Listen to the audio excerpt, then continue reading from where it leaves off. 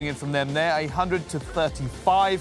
And then we ended up tying up the series as it went back to Viperio on CTF. Actual reversal of the first time, 3-1 was the one that ended up going down. And of course, that leads us into our last and final map.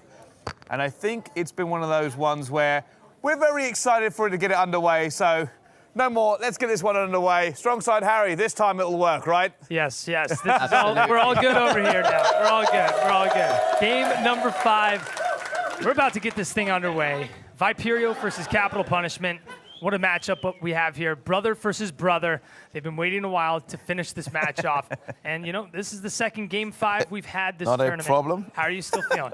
Yeah, no, it's great. Yeah, we're just going to talk about some stuff. They've never won a scrim against these guys. They play each other quite a lot. And after that 4th game, they're really going to bring the momentum in this. I think it was like literally at one point they had 2 caps in the space of 1 minute. But going to this now, it could be anyone's game at this moment. Yeah, and we heard from Capital Punishment. Every single player on this team is good with the power weapon, the sniper rifle. So we're going to be seeing a lot of action come across the board from this squad. But before we jump in with them, let's kick things off with Outcast from Viperio as he's getting a bit of cover fire, and he is going to be able to give that cover fire for his team to get that overshield, and not just that, the sniper as well. So that sniper is going to go into the hands, I believe, of Squashy. So let's jump over to Squashy.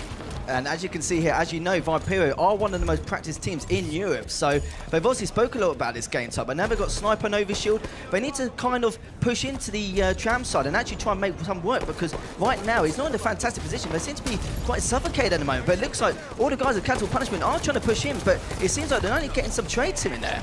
Picks up the double kill, looking for the triple. Yes, he does. No scope to the face. Warlord sit down, 6-4, holding the lead still. And I believe that sniper is still sitting down. Actually, that's going to be Shabby who does find the sniper. And we'll jump over to Shabby as he's trying to find, actually, let's find Shabby. Where are we at here? There is Shabby with the sniper rotating around, staying alive, bringing that sniper over towards the posters, looking across the map. He'll hit the body shot, but not able to connect for the one-shot kill, and he's going to keep hanging back here, body shot after body shot. Teammates are going to be able to clean up. Squashy there, Shady with the finish for the beatdown, but now we're all tied up and things have slowed down. We've seen a lot of different type of styles of gameplay here.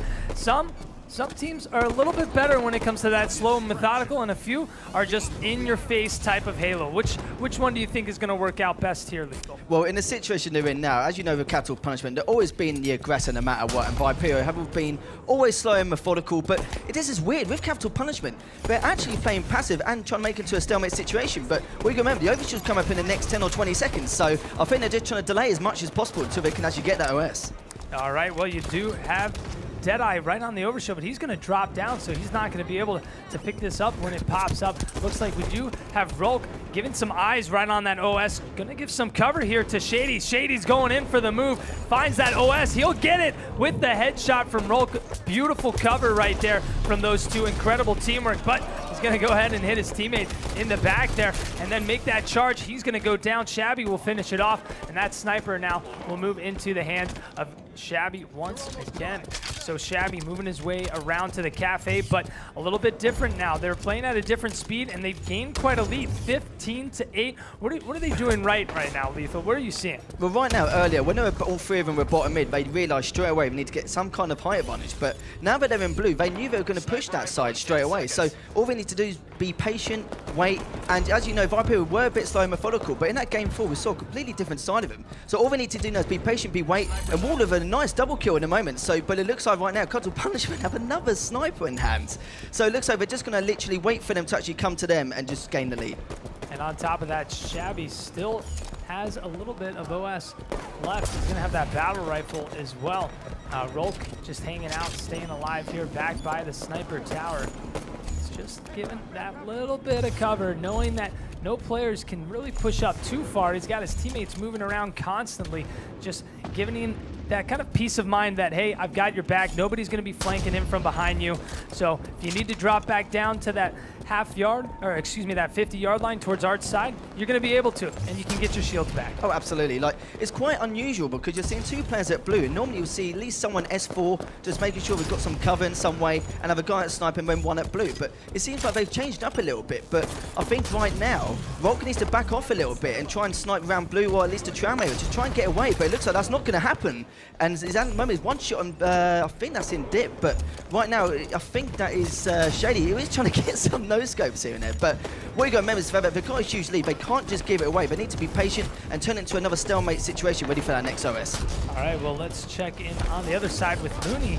He's got the sniper, and his teammate did just pick up that overshield, so this is going to go into the hands of Viperio this time around. So trying to bring this back 23-17, slowly making their way, climbing back here. Getting that overshield and getting this sniper rifle is going to be a big key of their success in turning this game around. And what a challenge by Shady.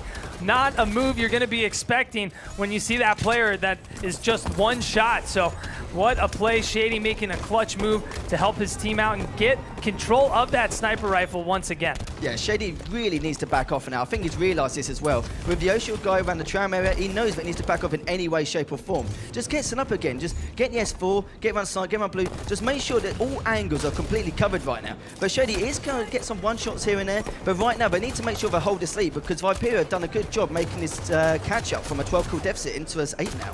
Yeah, and Warlord in a perfect position up there on the yellow pipes, just making it extremely hard for any player from Capital Punishment to be able to push out, or excuse me, from Viperio, push out to top mid or anything, because they've got players just separated around the entire map. So Warlord, he's going to just move his way around over towards the cafe and leave that yellow pipes area. He does find the battle rifle. We'll keep that Magnum in his back pocket just in case, but there is a little bit of a goodie popping up here in 20 seconds. That's the sniper rifle once again, and Viperio is really going to want to get their hands on this next sniper rifle to slowly bring themselves back into this, because they are losing trail here, down by 7 kills, and Warlord is going to drop down to bottom mid. What do you think about being around bottom mid on this map? Is that something you want to do too often? I'm not really a big fan of it. The only time you should be bottom mid is if you push in and it's the last guy, then at least you can get a few picks from when anyone actually drops down from sniper or from blue. So it depends on the situation. The only time I would go bottom mid if I was the last guy, but if you're going as first guy, you're going to give the opposite team the height advantage straight away. All right, well, now things have slowed down once again, and Viperio, we're able to get this sniper. That next overshield as well is going to be up here in just a moment. Dodges that plasma pistol. Nate is going to connect and hit him dead square in the body, and a second one to finish him off. Just bombarded by grenades, and that sniper rifle will go down. Not sure where that overshield ended up. It may have been burned, but we're going to move on over to Outcast of Viperio, back down at bottom middle. Not really too many places you can hide, nowhere to really run down here, and he's going to get spotted immediately by Shady. It's a shame at the moment because they keep bringing it back by 5 or 6 kills, but now they just need to be careful because Shabby, it seems like there's a common place around blue. They seem to be never going around spiral or tram, anything like that, but they're in blue every time, but Viperio are just not picking this back up, and now it's come a 5 to 7 kill deficit, and they know that this overshield isn't going to come up for another minute, so they need to decide whether they're going to do some kind of counter push to actually drag around this snipe, or to actually continue on and wait for the OS. Well, if Shabby's got the sniper, it is not looking good for Viperio, because he is just picking off players left and right like flies, just hanging out here by Cafe. If you're on Viperio, don't even peek out here over at this side. Yet they still keep coming, and this time there's going to be 2 of them, so they answered back. Instead of sending 1 player at a time, they did send 2, but look at that. Rolk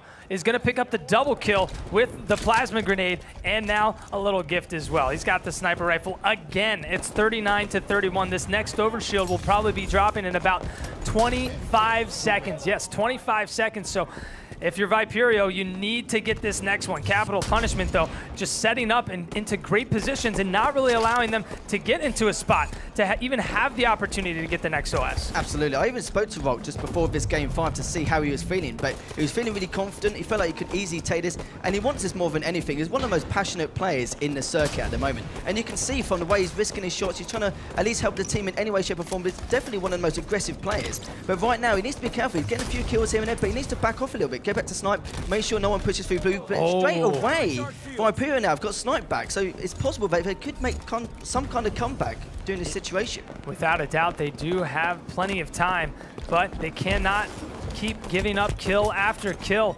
Looks like Squashy might get caught here, and he will get taken out by a grenade, so that sniper is going to go back to the other team, and this time it's going to Shady. Probably the last person you want on this team to have the sniper rifle. Yes, they're all good, but nice shot to the body and clean up. A little body disrespect there. Actually, a lot of body disrespect right there, and this is not looking good for Viperio. Looking great for Capital Punishment as it's 46-36, a 9-kill lead now. But as long as they can just try and go for trades, you're pretty much sitting pretty good here throughout the rest of this game. Oh, definitely. But against someone like Shady, you're not going to trade with him at all. He's a sort of guy where he is defense shotsy, where he'll always be first in, but he'll always survive no matter what situation he's in. And literally every time I play against him, I feel like that every single time. So it looks like right now, if they're going to carry on as they are now, with Shady carrying on with the teabagging and the shots to the body, it looks like it could be game, set, and match.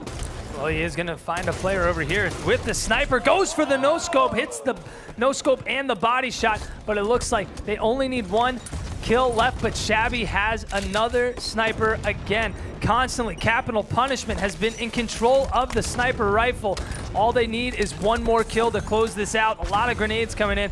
We've already seen Shabby pick up a lot of kills along with Shady from this cafe spot, looking over into the yard. So I wonder if Viperio is going to make the same mistake here and poke out here, because this is a very classic angle that we've seen them already get way too many kills. Absolutely. Like, with Shady, he's gone to this exact same spot 3 times in a row, and you can't be in that kind of situation where you push from actual tram side, because, you know, one trade and that's it. It's game over pretty much, and I think they know that. And with OS coming up soon as well, they need to make something happen without any trades whatsoever, but it's going to be very difficult from here on. The OS is up, and it went into Rolk's hand, and that is going to be it. Game number 5 going to Capital Punishment, closing the series out. The older brother is going to take this one home.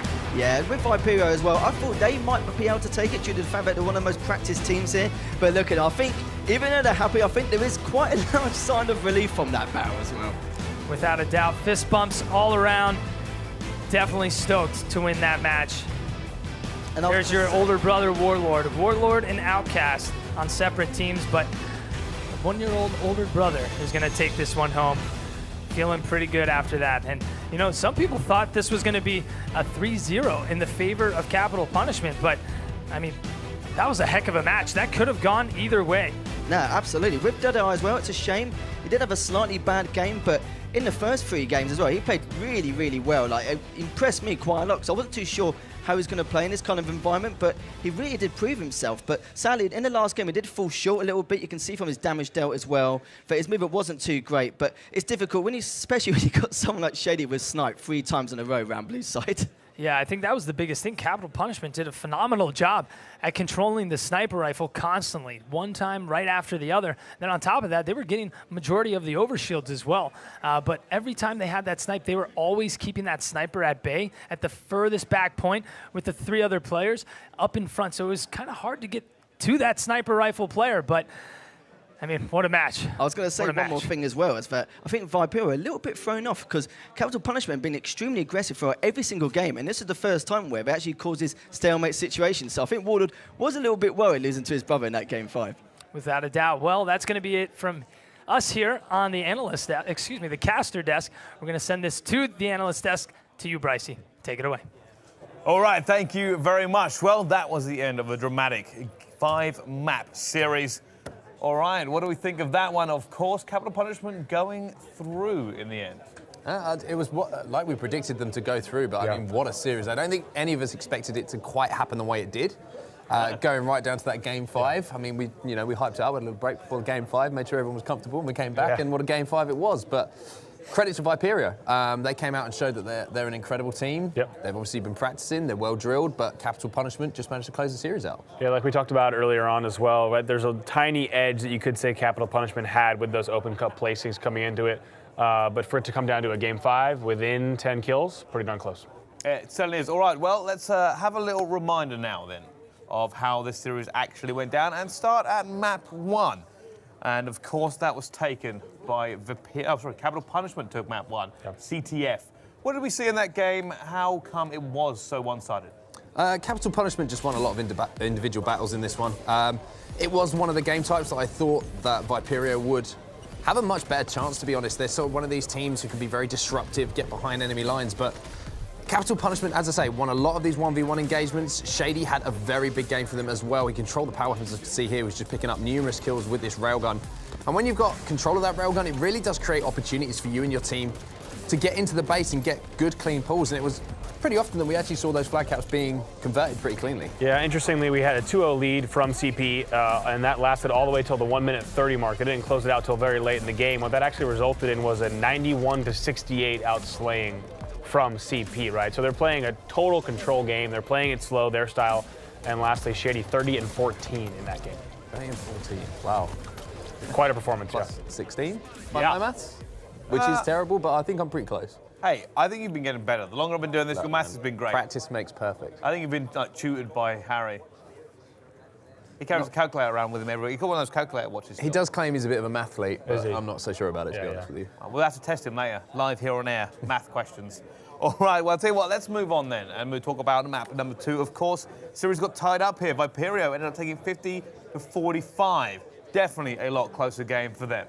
Yeah, it was a crazy game. It was a back and forth game, but Viperio, there was a lot of individual battles they actually won in comparison to the first map. We saw first map, Capital Punishment, seemed to be winning those 1v1s, but it was Viperio who seemed to be winning a lot of the 1v1s, and one of the players who really stood out for me was Squashy Josh. He just seemed to win so many, not only 1v1s, but important battles where he was last alive or he was down shots in a battle. And when you're doing that in Slayer, it gives your team opportunities to come off respawn, to get back to you, to help you out, and keep on regret. You want to keep that team on the respawn. So just keeping one player dead and coming off a respawn allows you to get map control. Yeah, the two teams were neck and neck the whole game, right? You saw them tied around the 20 mark. They were tied around the 30 mark. Right around 19-13 is when the teams started to separate. But it felt like whenever a team got 4 dead, the other team would overextend. So it resulted in a kind of very sloppy play style of each team getting 4 dead, trying to set up, and then the other team overextending once again. And for a game to end 50-45 once again, you can't really say it's a fantastic result from either side.